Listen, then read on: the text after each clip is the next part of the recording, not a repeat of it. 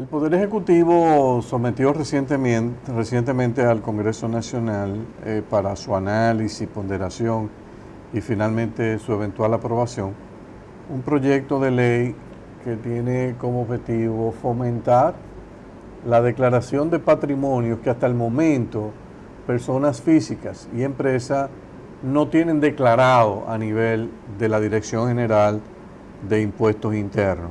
Pero al mismo tiempo también para favorecer que las personas físicas y las empresas, en caso de ser propietarias de bienes inmuebles cuyo valor registrado a nivel de la DGI está por debajo de lo que se entiende que es un valor de mercado, que de motus propios se apersonifiquen en la DGI, declaren un nuevo valor que se llama un valor de revalorización y que sobre esa diferencia del valor de revalorización y el valor registrado en DGI procedan a pagar una diferencia de un 3%.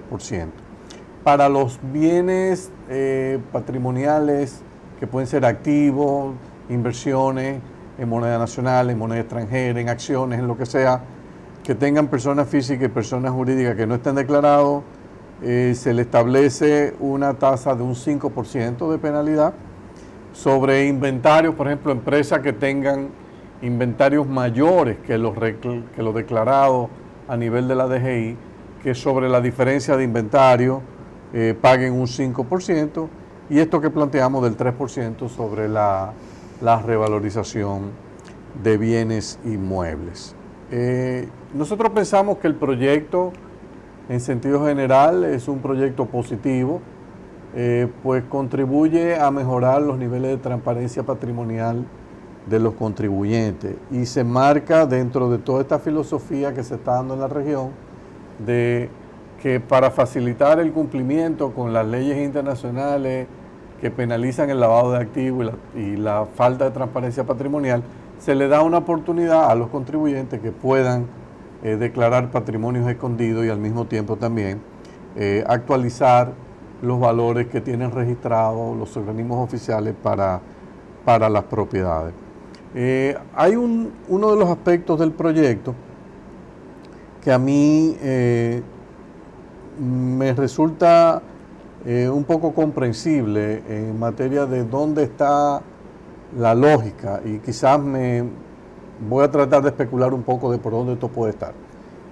En el país, la valoración de los bienes inmobiliarios, según la ley, es una responsabilidad de la Dirección General de Catastro. El catastro periódicamente estima el valor de los terrenos y al mismo tiempo me imagino que ofrece algún tipo de estimación del valor de los metros cuadrados de construcción. No sé si eso es una variable que quizá Obras Públicas la puede calcular mejor, o quizá la misma DGI en su departamento de valoración de propiedades tiene algún mecanismo, quizás con las oficinas privadas, oficinas de ingenieros que trabajan en el sector de la construcción, tienen una idea más acabada de lo que es el metro cuadrado de construcción. Esa es una parte que no está muy clara. Pero ¿qué sucede? Que la DGI tradicionalmente ha utilizado la data del catastro para fijar y registrar los valores de las propiedades. En ese sentido, no está claro que eso es una responsabilidad en sí del contribuyente, porque quien fija los valores es la DGI. Usted puede decir que una propiedad le costó $500,000 de pesos, pero si el catastro dice que el metro cuadrado de eso arroja que la propiedad vale $1,000,000, usted puede estar seguro que DGI está utilizando $1,000,000 para realizar la valoración. Entonces, ahora lo que se está planteando es que el contribuyente, a través de alguna información que él pueda tener de lo que son los reales precios del mercado, diga, bueno, mira, esta propiedad que está registrada en $1,000,000 en la DGI, porque así lo dictaminó la Dirección General de Catastro, yo me enteré con algunos tasadores que no, que realmente vale $3,000,000 de pesos. Entonces, lo que está diciéndote la DGI, el proyecto de ley, que si eso es así, que tú tienes la oportunidad de ir y presentarte a la DGI, hacer una declaración y decir, mire, esto que vale $1,000,000 de pesos, esta vivienda, ahora vale realmente yo averigüé y me dicen que vale 3 millones. En consecuencia, 3 millones menos 1 millón que está registrado, que usted me tiene registrado ahí, hay una diferencia de 2 millones. La DGI dice, paga un 3% sobre esos 2 millones, que serían unos 60 mil pesos, ¿no? De penalidad, y ya de ahí en adelante le quedamos registrados con el valor de 3 millones. Entonces, el año que viene, cuando usted liquide el IPI, el impuesto del patrimonio inmobiliario, entonces, en vez de yo aplicarle una tasa de un 1% sobre el millón que usted tenía, le voy a pagar una tasa de un 1% sobre los 3 millones. O sea, usted va a pagar ahora una diferencia de 3 por el cambio de valor, pero el año que viene el IPI también lo va a pagar. Entonces, no está claro ahí cuál es el incentivo. Solamente luciría que eso sería atractivo para todos los dueños de propiedades que están pensando en el corto plazo realizar eventualmente una venta de la propiedad y que temen que cuando realicen esa venta puedan estar sujetos al impuesto de ganancia de capital porque estiman que terminarán vendiendo a un precio por encima del valor que la DGI tiene registrado. Entonces, en ese caso sí pensamos que podría la DGI ver una gran avalancha de contribuyentes que se presenten a acogerse a esa disposición, porque dirán, mira, en vez de yo pagar un 25% en 2 o 3 años de la diferencia del valor de las propiedades, porque voy a vender y voy a vender a precio de mercado, entonces prefiero pagar ahora esta penalidad del 3% y comenzar a pagar mi IPI el año que viene sobre un valor mayor, porque de todas maneras voy a tener un ligero ahorro. Yo entendería que eso es un incentivo para todos aquellos que estén pensando en vender una propiedad. Yo exhortaría a todo aquel que en el corto plazo, incluso en el mediano plazo, esté previendo vender una propiedad y que estime que va a tener una ganancia de capital, yo pienso que le conviene acogerse a este dispositivo de la ley de amnistía. Lo que no tengo claro es para el caso de aquellos, no sé cuántos son, que son dueños de propiedades y de bienes inmuebles y que en su cabeza no esté la realización de una venta.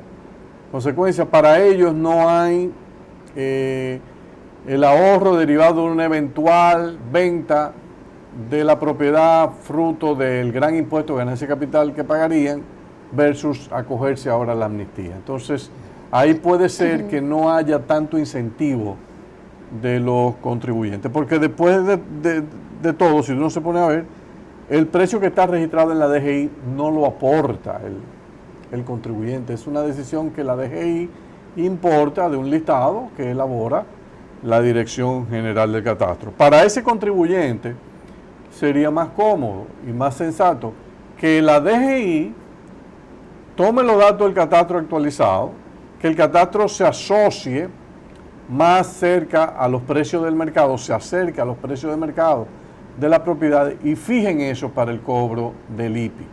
Claro, ahí va a venir el problema.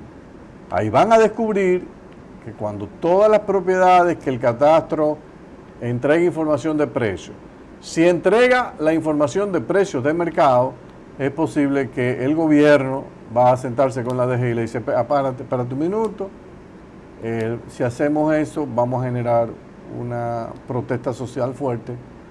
Creo que debemos revisar, como han hecho la mayoría de los países de la región, las tasas del IPI.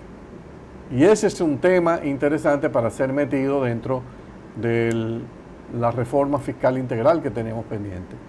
Yo entiendo que el país debe tener una estructura progresiva de IPI, no una tasa única de IPI. Esta tasa del 1% puede ser realmente lesiva si le ponemos precios de mercado a todas las propiedades.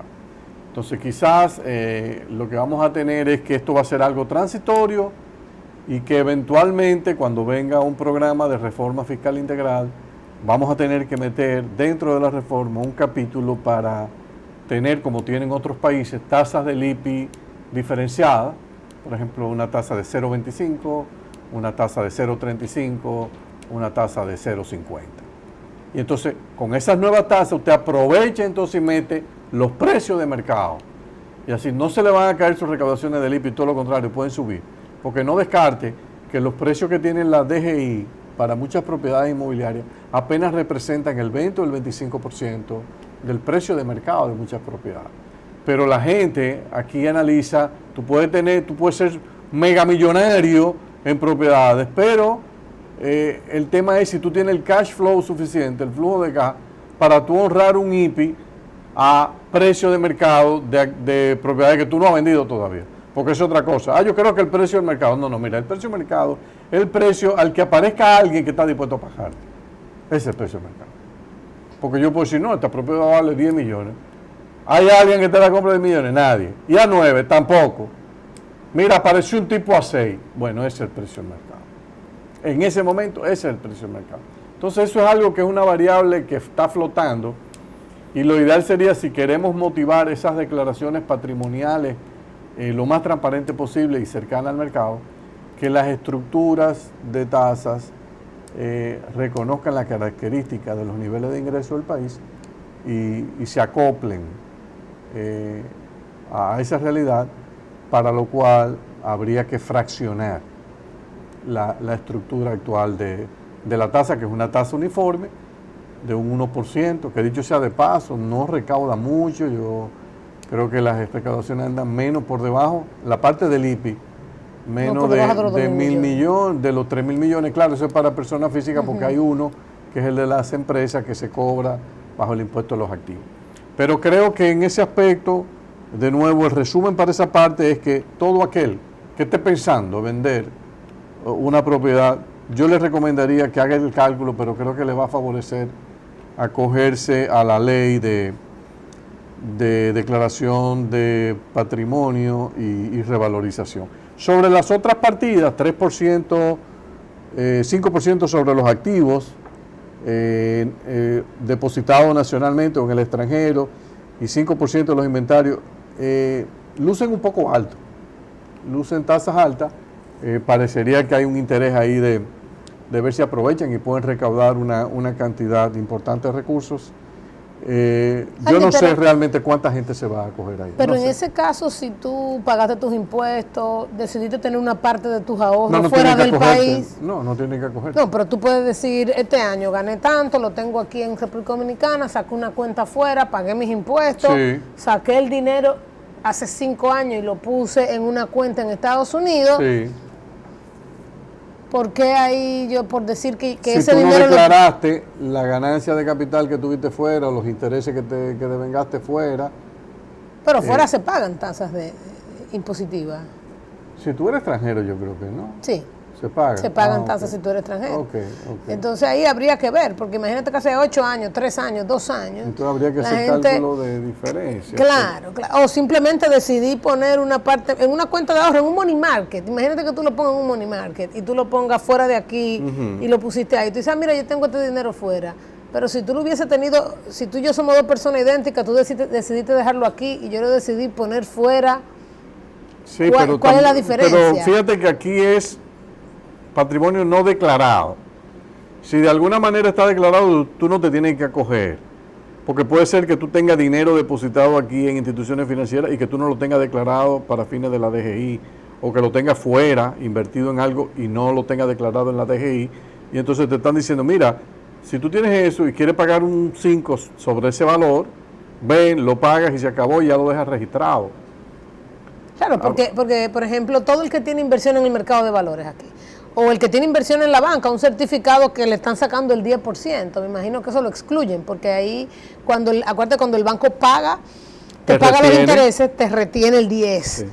La pregunta es si ese capital que tú tienes invertido, si tú lo tienes declarado en tu declaración de impuestos sobre la renta. Cuando tú llenas tu declaración de impuestos sobre la renta, tú tienes un listado de activos que tú tienes en diferentes activos corrientes, activos fijos, etcétera.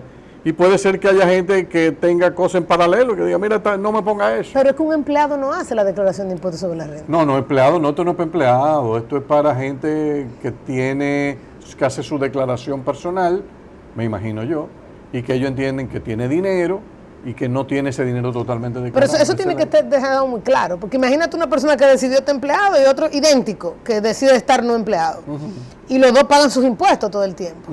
Pero bueno, entonces el que no está empleado sí tiene un certificado y el que está empleado también, idéntico. Sí. ¿Por qué el que no está empleado, que tiene una característica idéntica al que está empleado, que tiene los mismos activos financieros, tiene que declararlo y este otro no tiene que declararlo? No, lo que pasa, Jackie, el que hace declaración jurada en su declaración de impuestos sobre la renta, se supone que lo que está colocando ahí es la realidad. Si por alguna razón esa persona física hay cosas que no ha declarado, te están dando una oportunidad de que, mira, tráelo, decláralo y paga una tasa de penalización de 5%. Tú puedes decir, Andy, eso es mucho, eso es poco. Ese es un tema que se puede discutir y claro, me imagino que a nivel del Congreso Nacional ese es un tema que va a estar sujeto a discusión. Yo hubiese preferido ahí tasas más bajas, pero tampoco es que es una tasa anormalmente alta. En base a lo que uno ha visto en algunas reformas de amnistía, leyes de amnistía en América Latina, aunque en Argentina, por ejemplo, que fue la más efectiva de todos, se movió entre 0 y creo que 15%, era dependiendo. Tú tienes países que había tasa de 8%, como el caso de México. Chile tenía unas tasas también variadas. O sea, no es que esto se sale del, como que tú dirás, han presentado un proyecto que las tasas son la más alta de todo lo que se ha presentado en la región. No, no es así, no. Lo que pasa es que hay que entender las realidades y tratar de ver si se entiende que ese 5% sobre inventario, que está asumiendo, por ejemplo, ese de inventario está asumiendo una rentabilidad alta de los inventarios. Así mismo es. El 5% de los activos en moneda nacional, extranjera, en acciones, lo que sea que se tenga, luce también relativamente alto, pero es un tema que yo creo que está sujeto a que los legisladores se sienten con Hacienda y evalúen si hay posibilidad de introducir algún tipo de tasa más baja. Mira, Andy, con respecto al tema inmobiliario, que es muy interesante quizá, porque es el que más ruido ha causado, pero sin embargo yo no creo que es el más difícil de todas las reformas que se pasa. Hoy en día la DGI, con lo que ha crecido el mercado hipotecario, con lo que ha crecido el mercado de créditos hipotecarios en República Dominicana, hoy en día DGI tiene una base de datos muy completa, donde regularmente aquellas propiedades que son sujetas a un crédito hipotecario, en términos generales la banca, el proceso es que te hace una valoración del terreno y en base a esa valoración del terreno, mira si lo que vas a financiar de ese terreno es más de un 80 o un 70%. Todo el proceso de traspaso inmobiliario, ¿quién lo realiza? Es la institución financiera. Y en ese proceso que realiza ese traspaso inmobiliario es el que hace todo el proceso con la DGI y lleva el valor de la transacción a la DGI. De hecho, lleva el valor de la tasación a la DGI. Con esto quiero decir que la DGI hoy en día tiene data suficiente para, con modelos matemáticos relativamente poco complejos, poder saber en cuánto está el metro cuadrado en un lugar específico en cualquier lugar del país, Andy. O sea, hoy en día si Catastro dice 100, si no dice 100, hoy en día DGI tiene una base de datos a través de todos los créditos hipotecarios donde la banca lleva el valor de la tasación y el valor de la transacción a la DGI, porque lo tiene que hacer por regulación. Hoy en día la DGI debe tener la base de datos más completa que existe en cuanto se están haciendo las últimas transacciones en lugares similares. Y tú puedes decir, bueno, algunas se subvalúan. Bueno, si pasa por la banca es difícil, porque la banca no hay forma. Entonces eso quiere decir que la DGI hoy en día tiene una base de datos muy completa a nivel de todo el país, de todos los barrios, de todas las secciones, de a cómo se están haciendo las últimas transacciones por sector y por segmento, y puede saber más que Catastro, sí, en realidad, cuál es el precio real del metro cuadrado, perfecto, donde tú me estás haciendo eso. Pero para eso hay que modificar la ley del IPI, porque la ley del IPI es muy clara y dice que quien determina el valor de eso es el Catastro y que la DGI tiene que acogerse a ese listado. Yo creo que dentro de la reforma que se haga del IPI, uno de los temas a discutir es ese, porque no hay duda de que el Catastro va con un rezago fuerte.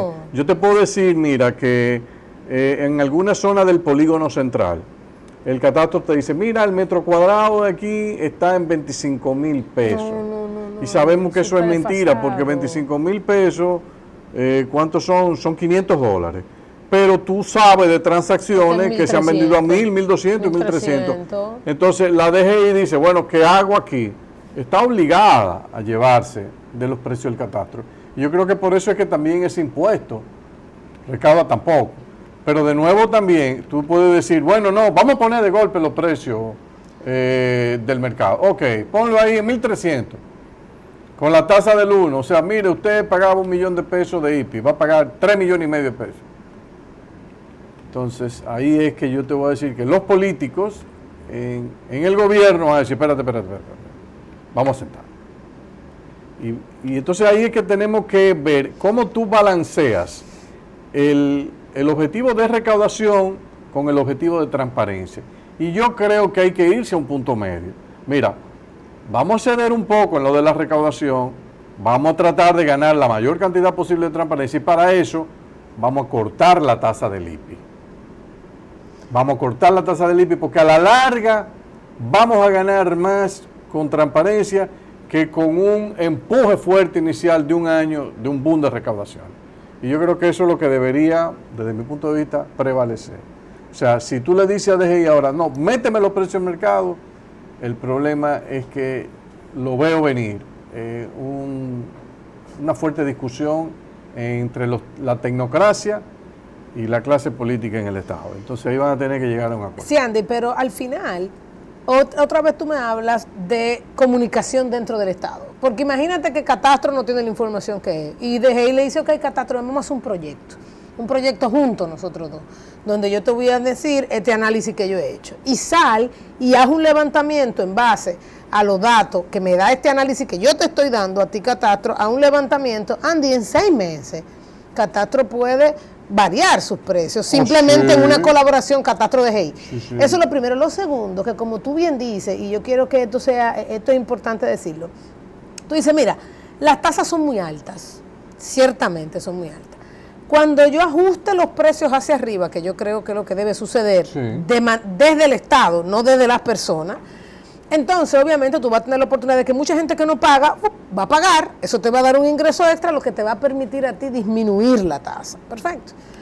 Entonces yo creo que como tú dices, el objetivo principal debe ser la equidad también. O sea, no es solamente que haya más recursos para el Estado. O sea, vamos a hacerlo de una manera equitativa. Y la manera equitativa es poder balancear los precios adecuados a una tasa que sea una tasa adecuada. Pero tú dijiste algo y tú dices, mira, Jacqueline, esto quizás le conviene a la gente que va a vender en el corto plazo, porque si no va a tener que pagar una ganancia de capital que es un 25% de la ganancia de capital. Sí. Pero ahí tenemos que decir algo. Si aplica igual que en el caso de las empresas, regularmente lo que sucede es que para hacerte el cálculo de la ganancia de capital se te ajusta por inflación en el tiempo. O sea, si tú compraste esa casa en el año 1966 y todavía está ese precio en la DGI, y tú vas y pasado mañana la quieres vender, la DGI hace un ejercicio y dice, espérate, déjame ver cuánto valdría hoy, lo ajusta el precio que tú tienes ahí a la inflación y luego ahí le hace el análisis de ganancia de capital. O sea, no es que tú vas a pagar un 25 de lo que incrementó el valor de tu casa entre la primera transacción y la segunda, sino vas a pagar la ganancia de capital entre el valor de la transacción y el precio calculado por ajuste inflacionario que hace la DGI de ese activo, ¿verdad? Es así. Es así. Entonces, obviamente, que no es que tampoco te va a dar, digamos, tan duro. No, da, o sea, pero no. Puede ser que en términos efectivos no sea un 25 la tasa efectiva, sino 17, 16, dependiendo. Sí, en algunos casos, yo que he visto casos, en el caso de empresas, me he sorprendido porque son tasas relativamente bajas. O sea, yo he encontrado tasas de que la efectiva al final te sale un 6, un 7, un 8. Todo depende de qué factor de ajuste por inflación están aplicando. Todo depende exactamente de qué factor por ajuste por inflación están aplicando. Eso es en el caso de los bienes que en teoría ya aquí es un tema interesante. Si realmente existe ganancia de capital, ya eso entra en un tema más filosófico. ¿Existe el concepto de ganancia de capital cuando usted vende propiedades? No, que si tú compraste a 100 y vendiste a 200, te ganaste 100. Pregunta, vamos a suponer que yo compré a 100, vendo a 200, y me cobran un 25 de la diferencia, me quedan 175. La pregunta es, yo con esos 175 puedo comprar al lado, la propiedad de al lado. Ahí va yo. Entonces, el concepto de ganancia de capital es un concepto que depende de dónde usted, pero en el área de bienes raíces yo nunca lo he entendido, porque al final lo que usted está es cediendo parte de su patrimonio, usted no es más rico, porque si usted quisiera comprar la propiedad al lado con lo que le queda después que le quitan lo de ganancia de capital, usted no la puede comprar, usted se empobreció. Entonces es un tema ahí. No, por eso es que yo creo que se hacía este cálculo. Mira, vamos a tener que hacer una pausa y quizá en el próximo segmento terminamos el tema y podemos pasar al próximo tema.